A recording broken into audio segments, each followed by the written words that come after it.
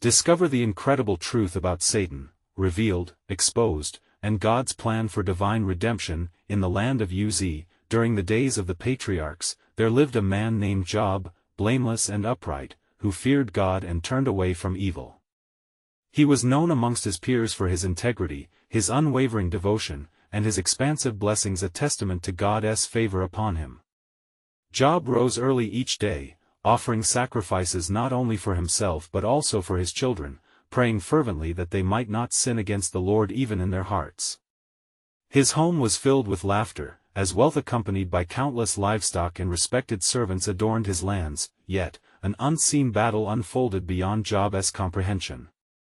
In the heavenly realms, angels gathered, their presence both majestic and solemn. Among them appeared the accuser, known as Satan, who approached God with audacious claims that would shake the foundations of Job's faith. "Does Job fear God for no reason?" he asked, his voice dripping with scorn. With cunning, he challenged the character of Job, insisting that it was only the blessings that prompted Job's piety. He demanded permission to test Job's faith, confident that calamity would sever the bond between the man of Uz and his Creator, and thus, the divine decree was given, Job's world would soon spiral into despair. But before the storm clouds of affliction gathered, Job continued to live in the light of God's favor, unaware of the impending trials that awaited. Suddenly, like arrows piercing the horizon, calamity struck. The Sabaeans raided his livestock, a great fire consumed his flocks, and a wind, fierce and wild, collapsed the house where his beloved children feasted. Each incident flowed forth with devastating swiftness, robbing him of family and fortune. In the depths of grief, Job arose, his heart shattered yet resolute. Tearfully, he tore his robe and fell to the ground, crying out, "Naked I came from my mother's womb, and naked shall I return. The Lord gave, and the Lord has taken away, blessed be the name of the Lord." In this overwhelming moment, Job's sorrow transformed into anguished worship, raising questions that echoed within his very soul. Why, O God, had this befallen him? As his friends gathered, they held quiet intentions but misjudged the essence of Job's suffering. Attempting to alleviate his pain with theologies of divine retribution, their words only deepened his agony, pushing him into a whirlpool of despair and introspection. Could it be that this suffering was the shadow of divine wrath, or a trial beyond his understanding? Each day, his spirit wrestled with the silent absence of answers, burdened with questions that weighed heavily on his already anguished heart. Before we continue with this incredible biblical account, I want to make sure you don't miss any of these powerful scripture stories. Click the bell icon and select All Notifications. These biblical narratives have transformed countless lives throughout history. If God's word through this story is blessing you, please like and share with someone who needs to hear about God's faithfulness today. Tell me in the comments, which biblical story has most impacted your faith journey? I'm always amazed how God's word speaks to hearts across generations. Now let's continue with what the Lord did next. As the tempest loomed on the horizon, Job could feel the weight of divine silence enveloping him. The circumstances painted a profound yet painful picture of humanity's struggle against incomprehensible trials. What response would emerge from the Almighty amid torment and confusion? Would Job find clarity, or would the answers remain hidden, wrapped in the inscrutable fabric of God's will? The stirring anticipation built within him like a whispering promise, leading him to ponder the magnitude of God's plan, a greater story unfolding behind the veil of his suffering, longing for divine interaction that would illuminate his darkened path. As Job sat among the ashes, his heart heavy with sorrow, the grief of loss clung to him like a shroud. For 7 days and nights, he remained in silence, for the weight of his misfortunes rendered speech a burden too great to bear. His friends, Eliphaz, Bildad, and Zophar, came to comfort him, sitting in the dust beside him, yet their presence only intensified Job's torment as they unwittingly cast spells of suspicion upon his character. They insisted that suffering was a direct consequence of sin. Thus, they questioned Job, probing deep into his soul with their words. Job, feeling the sting of their accusations, replied, "Miserable comforters are you all. Is there no end to your words? What emboldens you to speak against me?" His eyes, red from weeping, bore the depth of his anguish as he sought answers from heaven. Why must I endure this plight? Is it not my righteousness that you proclaim to condemn? His friends offered their arguments grounded in the belief of a just God who punishes the evildoer. Yet, Job's response echoed a deeper truth.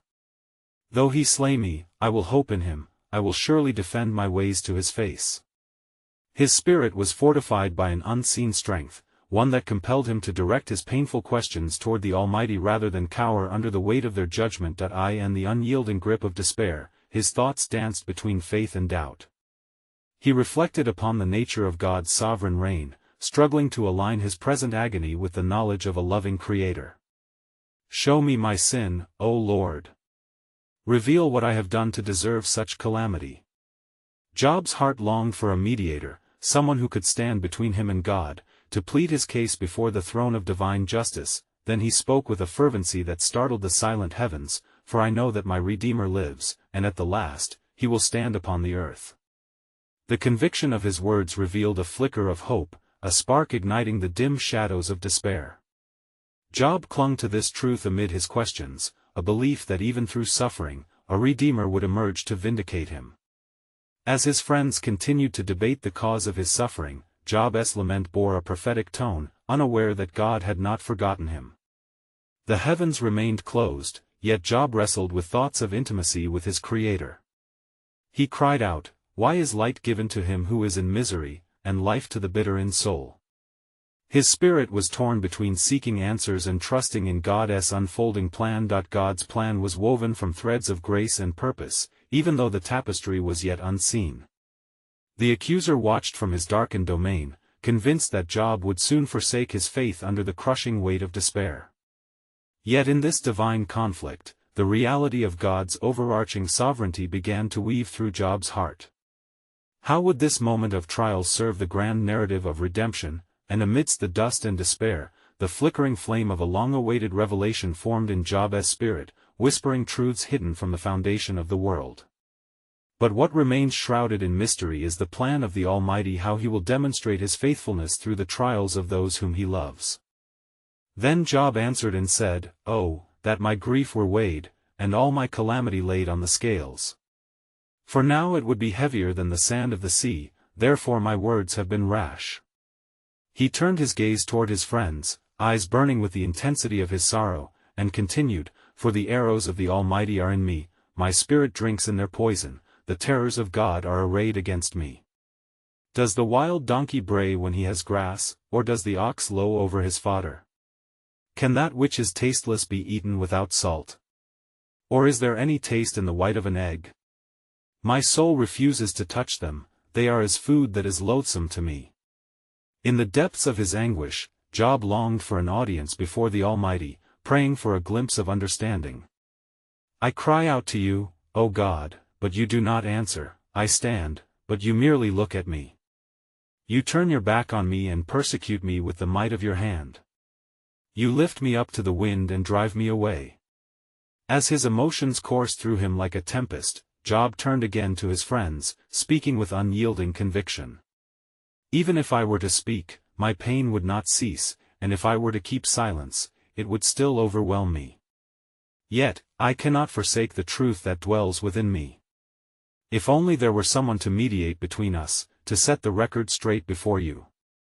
Where is my hope? Who shall see my desires fulfilled?" Eliphaz responded, "If we have no sin, God would not punish us. Ponder and be at peace." Job's heart was troubled by such thoughts, discontent with their simplistic reasoning.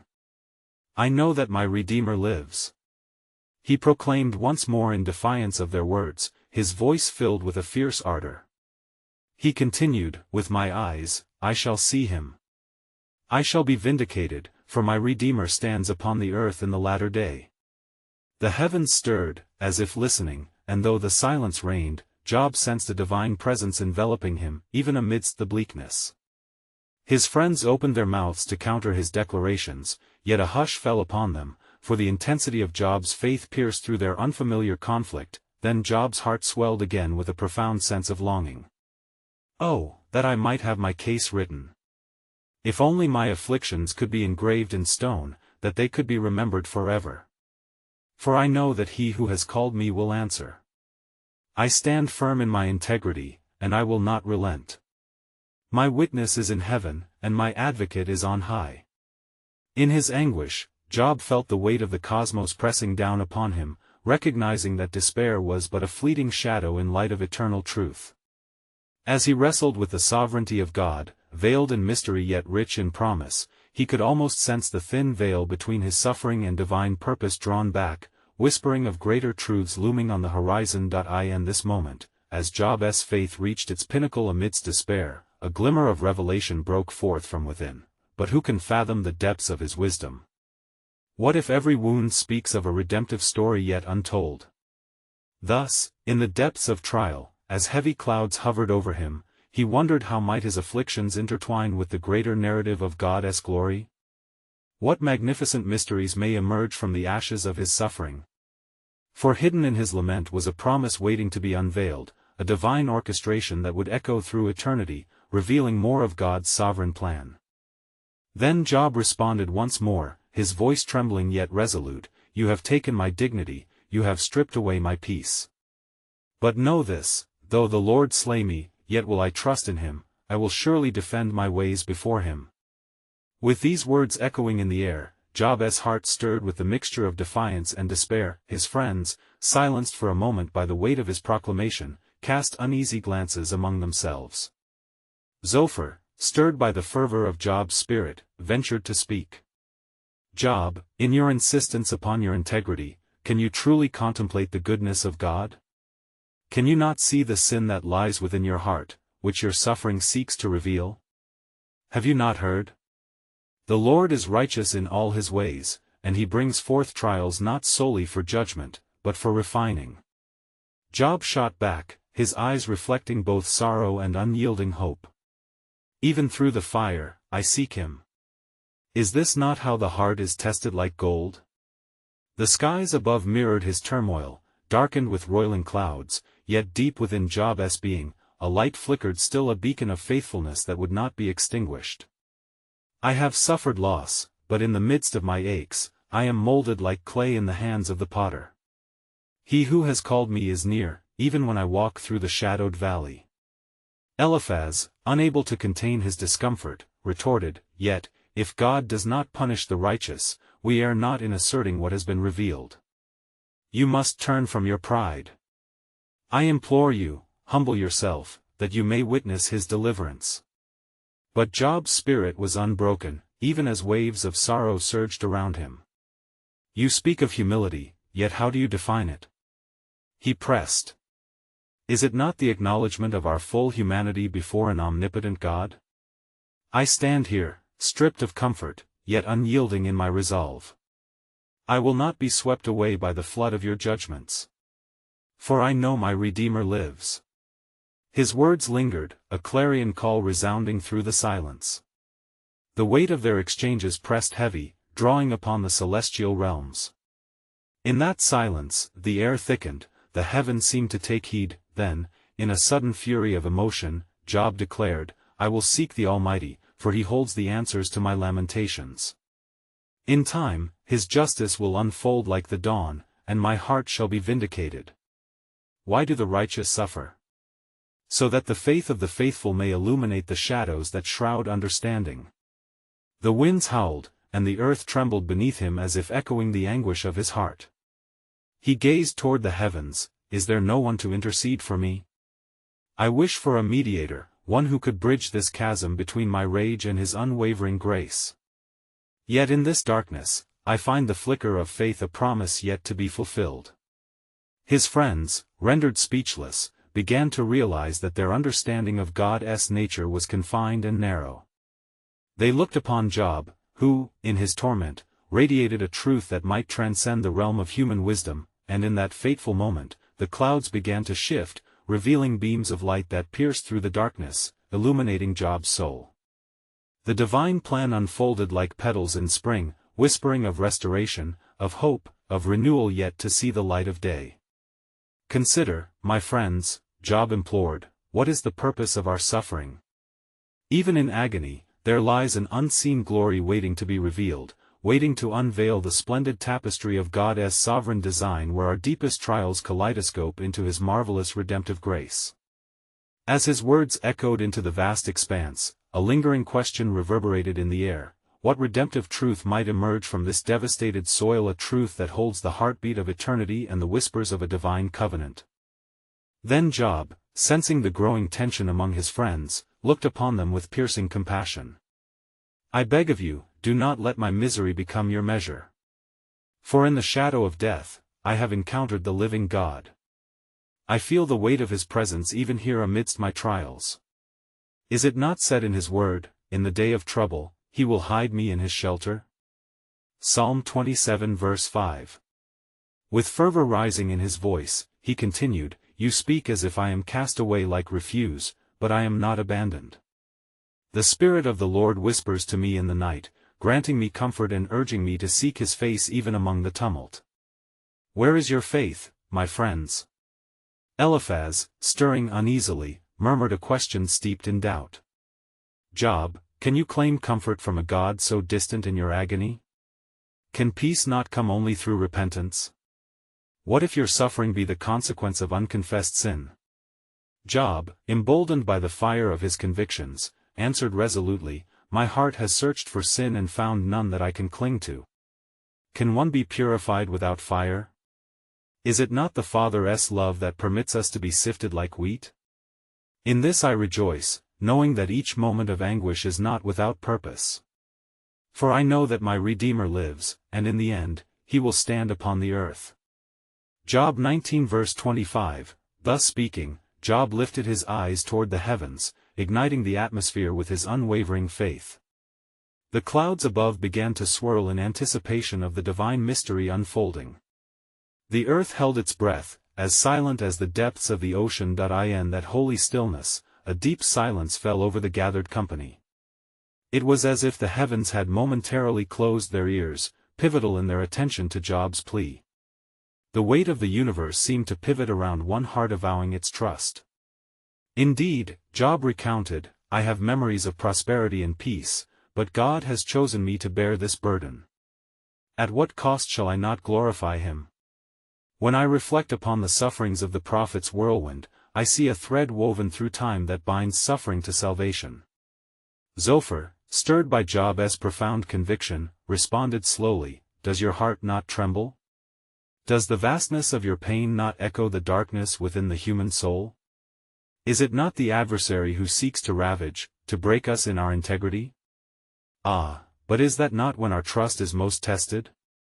Job countered, with fire igniting in his eyes. "We know that the accuser of the brethren prowls about like a roaring lion.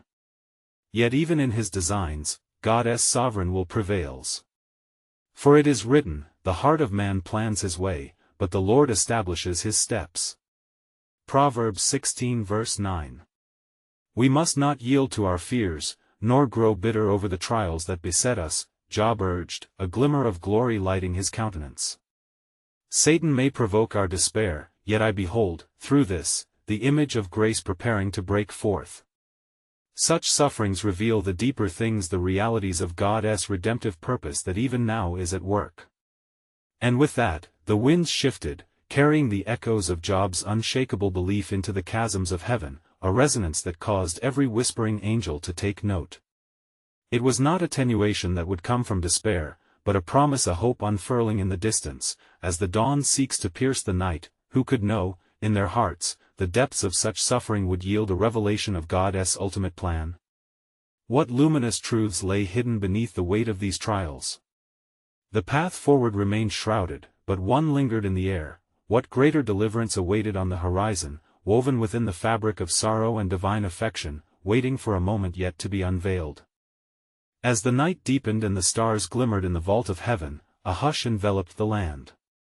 Job's friends remained silent, grappling with the stirring revelations that had poured forth. In that moment, a voice broke through the stillness, though not from the lips of men, but from the heavens, where divine majesty presided. "Where were you when I laid the foundations of the earth?" The question echoed as if it had traversed eternal ages, resonating with the very fabric of existence. Job turned his gaze upward, sensing the tremors of majesty cloaked in silence. Hope hovered over the troubled waters of his spirit, stirring the depths of his anguish. "Lord," Job murmured, emboldened by the raw intensity within his soul, "your majesty speaks deep truths. In this darkness, I long for your presence to shine forth with clarity." And as he prayed, the shadows trembled.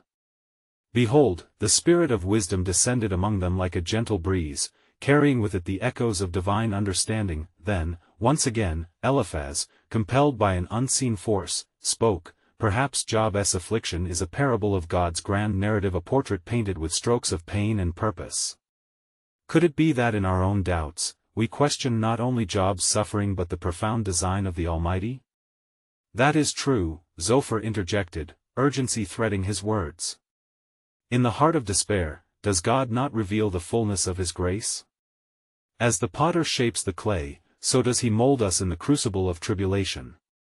Job listened, his spirit resting with the weight of their words. "But the burden pressed upon my heart is heavy," he responded, "and amidst my cries, I see only shadows of what might be. I yearn for the light to pierce the darkness. When shall the dawn break forth to dispel this long night?" As if answering the keen longing within him, a magnificent presence enveloped Job in warmth, as the Lord did in the days of creation. "Fear not, for I am with you," the voice whispered, soothing like a balm to his aching spirit. "I have spoken through the storms and whispered through the silence. Each affliction you endure is not without purpose. I have counted your tears, and they are not lost upon me. In your time, O Lord, reveal the purpose behind the pain," Job exclaimed, fervor igniting his soul. "Let the eyes of my heart be open to see the tapestry of your love woven through these trials." In the stillness that followed, the air thickened with holiness, the friends finding themselves encapsulated in reverie, caught within the web of divine mystery, and at that moment, a light seemed to flicker ahead in the shadowed cavern of Job's despair. A revelation fluttered like wings, promising liberation. The unseen forces danced around them, and Job sensed that the deepest struggles might indeed yield the richest insights. Contemplation fell over Job, as words from ancient scrolls echoed in his heart. "Behold, I am doing a new thing, now it springs forth, do you not perceive it?" Isaiah 43 verse 19. Then, as if a veil were being drawn back, a thought kindled in the hearts of all present. Perhaps this walking through the valley of the shadow of death is not an end but a beginning, a way where there has been no way. And just as that hope burgeoned, a quiet tension lingered in the air, pregnant with anticipation of God's sovereign timing. What depths of faith would reveal itself to Job's heart when the light of dawn shone fully? Would he see the purpose of his trials as part of a grander vision, a divine redemption prepared before time began? In this quiet, yet urgent moment, the reminder echoed once again: the time had come for God's promise, a deliverance born not in the absence of suffering, but through its embrace. As the dawn's light began to break over the horizon, the sky shifted from darkness to a hue of soft pink and gold, whispering of promises yet to be fulfilled. Job raised his weary eyes to the heavens, the breath of morning lifting the shadows of sorrow from his heart. "O Lord," he cried, "have you begun to stir once more, to unveil that which has lain hidden in my soul?" His friends, witnessing the transformation in his countenance, stirred from their contemplative silence. They too felt the warmth of the dawn, a light that beckoned hope from despair. Eliphaz, sensing the shift, spoke again: "The shades have lifted, my friend, perhaps the time draws near for understanding. The Lord has a purpose that surpasses our earthly perception." Job's spirit soared with the rising sun. "Yes, Eliphaz, let us seek his counsel. In the silence and shadow, I felt your presence, Lord, now in the light, grant me wisdom to discern the path you lay before me." A silence muffled their words, as if the earth itself awaited the divine revelation. The wind rustled gently, a soft reminder of the omnipotent voice that had broken the stillness of night. For a moment, all creation held its breath. "Consider the mighty behemoth," the voice resounded once more, echoing the themes of creation. "Is it by your understanding that the Leviathan walks the depths? Or is it whom I have fashioned to reflect strength beyond measure? Know that even in their might, I am the ruler of all. Job's heart quickened. Then, O Lord, if even the behemoth serves your purpose in this world of turmoil and trouble, may my struggles too have a design only you can fathom. Expose the depths of my despair, that through it, I might know you more. In that moment of communion, Zophar's brow furrowed with realization. Indeed, as the potter shapes his vessel, he molds us all through trials. Have we not seen even the proudest fall, shattered by the weight of their own arrogance? He turned his gaze to Job, a gentler tone lacing his words. And yet, can it be that the scars we bear teach us the most profound truths of God's mercy? For the Lord watches over his creation, said Bildad, lifting his eyes in reverence. Even the wicked know not the full reach of his grace. When the storm ravages the land, can it not also be a channel for renewal? Job felt the power of their words surge within him, igniting thoughts once buried in his pain. So, perhaps my affliction is not merely a trial, but a divine intervention, a whisper of grace cascading from heaven, offering an invitation to lean wholly upon him. May my heart beat in rhythm with his endless love. As they spoke, the air thickened again, reverberating with celestial energy. The friends felt their separate burdens lift as unity blossomed among them, born from shared contemplation of divine purpose. And lo, a shadow broke across the dawn, shifting their focus. A figure emerged, cloaked in the tumult of swirling winds. The adversary identified not merely Job's afflictor but the accuser constantly demanding justice. The presence raised questions of righteousness and suffering under God's sovereign reign. Ever so subtly, the voice of the Lord echoed once more, this time heavier with gravity. Satan prowls like a roaring lion, seeking whom he may devour, yet remember, though he manipulates, he cannot thwart my purposes. As I permitted trials to test Job, so shall I redeem him.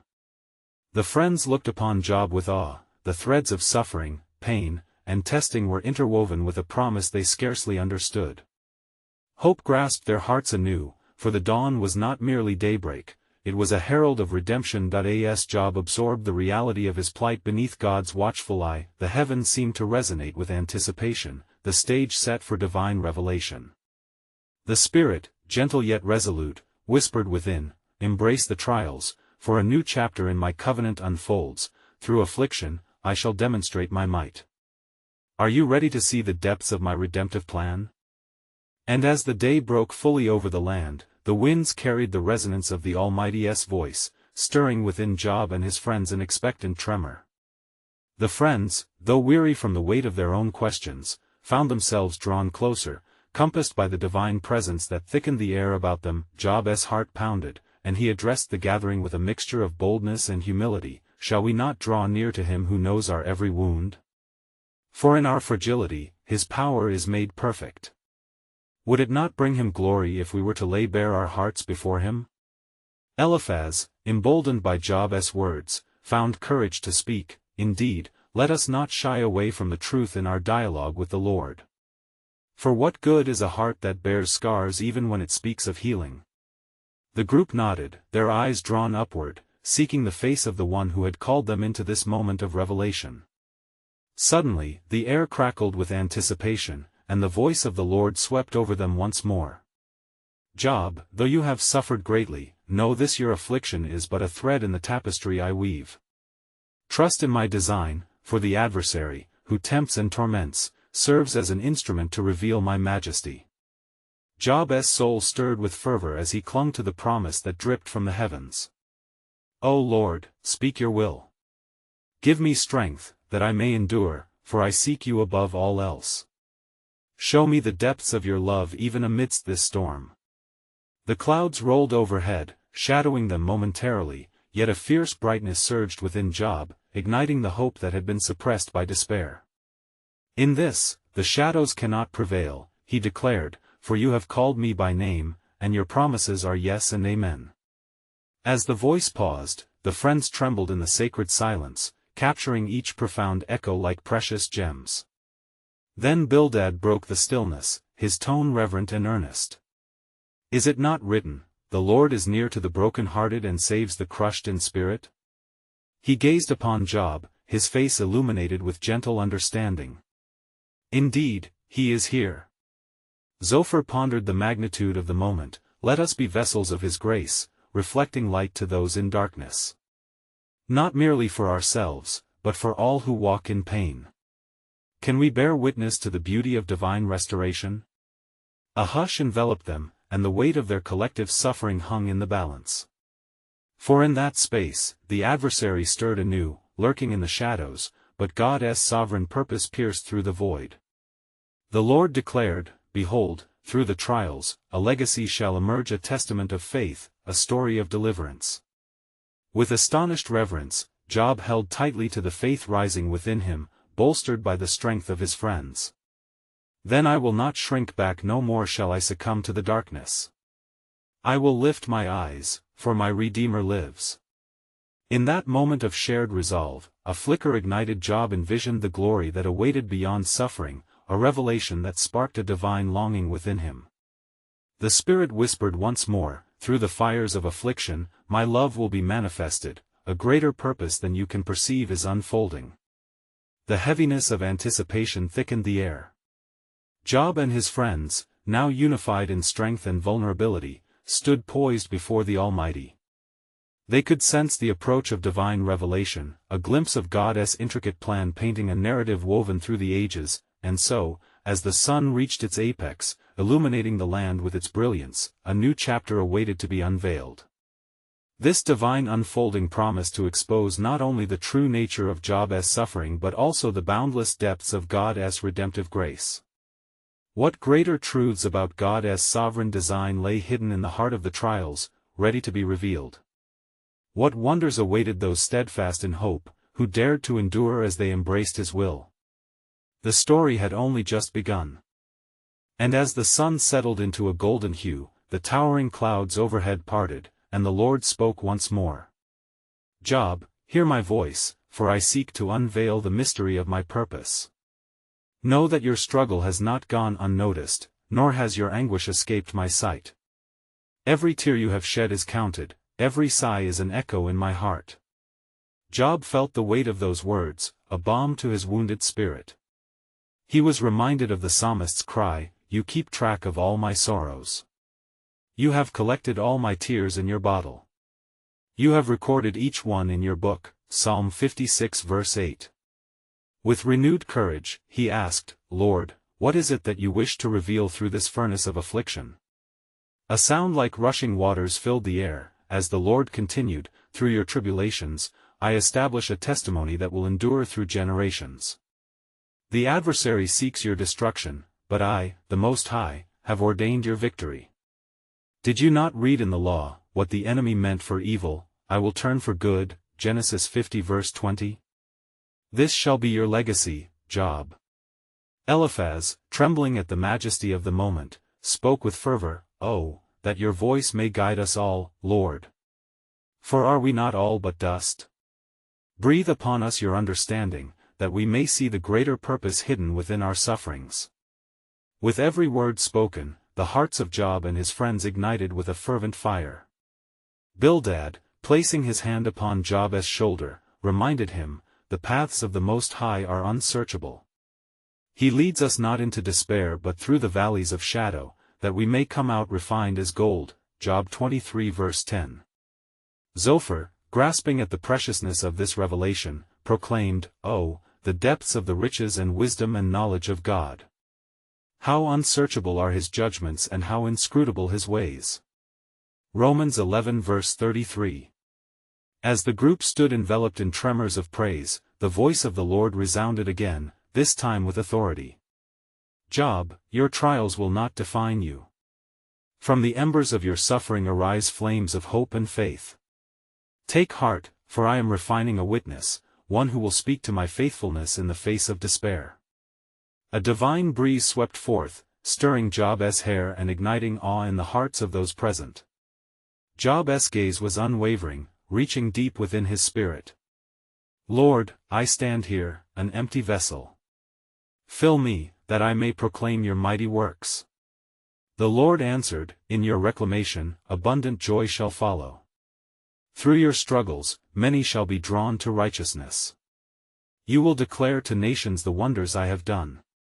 My plan is not solely for your restoration but for the awakening of many to my grace. And at that moment, the clouds began to dissipate, revealing the brilliance of the heavens above. It was as if the entire cosmos held its breath in anticipation. Job's heart raced with an understanding yet to be fully grasped, an unveiling of a profound truth surrounding not only his trials but the very nature of evil and God's relentless pursuit of redemption throughout history. Thus, a divine hook remained unfulfilled, whispering a potent mystery to Job and his friends. How could even the adversary serve the purposes of the Almighty? What greater truths were yet to unfold in God's sovereign design? As the sun began its descent, the true nature of Job's struggle and the victory that awaited loomed on the horizon, ready to shatter the veil of understanding. In that sacred moment, the heavens aligned as Job, confronted by divine majesty, stood transformed in spirit. With the echo of God's voice reverberating in his heart, a great calm descended upon him and his friends. The adversary, whose insidious whisper had plagued the land, was silenced by the overwhelming presence of the Almighty. Job, the Lord spoke again, each word like flames of truth igniting the cold embers of his despair. Your path has been laden with trials, yet out of these ashes, my purpose flourishes. For I will restore not only your fortunes but your knowledge of my character, the very essence of hope that emerges through suffering. Job felt the earth shift beneath him as he comprehended the depths of this promise. What shall I say to you, Lord? He murmured, his voice a mixture of awe and gratitude. Speak, for I am but your servant, long weighed down in darkness, now awakened by your light. May your will be manifested in my life. The Lord beckoned Job closer, extinguishing the shadows of doubt that had clouded his understanding. You have longed for clarity in this fallen realm. Do you not see? Even in trials, my hand remains steadfast. Trust in the wideness of my mercy and let your life be a testament to my unyielding grace. As Job's thoughts stirred with reflection, he felt the chains of bitterness shatter. A legacy of your faithfulness will I proclaim on the mountaintops and in the valleys, declaring your wondrous works to generations. He declared, his heart swelling with fervor, and to this, the Lord responded, Then rise, favored one, and gird yourself anew. For I shall pour out blessings upon you, a hope that transcends understanding, where faith will utter the truths that eyes cannot see. Suddenly, the skies above revealed a magnificent brightness, a shining light that pulsed with divine authority. Job felt invigorated by the tangible presence of the Lord, the rush of the Spirit manifesting beyond mere knowledge. True, living faith enveloped him. Your suffering shall give way to joy, God continued, and the hearts of many will be crafted by your story. As you speak about my faithfulness, joy will spring forth like a river. Even in your plight, my redemptive plan unfurls, bringing life to those who seek me. Job turned to his friends, now filled with holy expectation. Eliphaz, Bildad, and Zophar trembled at the transformative work God had commenced within them as well. Through mutual understanding and shared experiences, they, too, recognized their parts in the greater tapestry of divine purpose. Friends, Job called, let us not retreat from the path God has illuminated. We shall walk forth, sharing the grace learned through trials, pointing others to the refuge we have found in Him. Together, we will testify of the new things that have sprung forth. With unity binding them, they gathered, their hearts once shadowed by misunderstanding, now molded into vessels of light. Each one, once bound by a lack of clarity about God's justice, now glimpsed the grandeur of His love through Job's journey. The winds of change began to dance upon the earth, weaving a new reality through Job's renewed heart. He was no longer defined by his suffering, but by the unwavering faith he clung to in the midst of it. As he spoke, the ground beneath him seemed to vibrate with purpose, each word resonating as if creation itself rejoiced.